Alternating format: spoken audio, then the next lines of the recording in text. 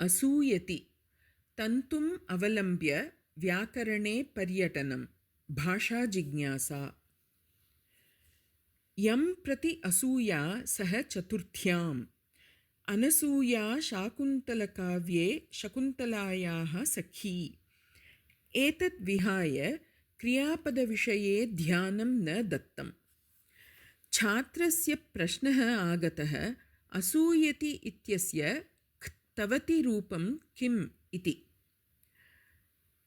एषः चतुरः स्वयम् अन्वेषणं कुर्यात्।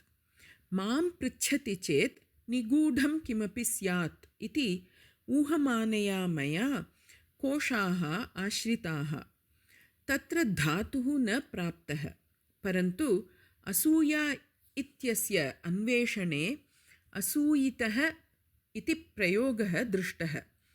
तर्हि क्तवदन्तरूपम् असूयितवान् स्यात् इति उत्तरं दत्त्वा मृगयाम् अनुवर्तितवती। शब्दकल्पद्रुमकोशे अनसूया इति शब्दस्य असु कण्ड्वादित्वात् यक्। अष्टाध्यायी तृतीय अध्यायः प्रथमः पादः 27तमं सूत्रम्। अपि च भावे अ स्त्रियां टाप् न असूया नै समासः इति दृष्टम्।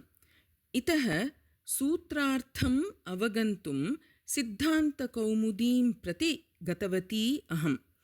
तत्र प्राप्तम् एतत् असु उपतापे असू असूय् इत्येके अस्यति असूयति असूयते। इतः गमनं कुत्र? कण्ड्वादिगणस्य विषये मम जिज्ञासा अनुवर्तते।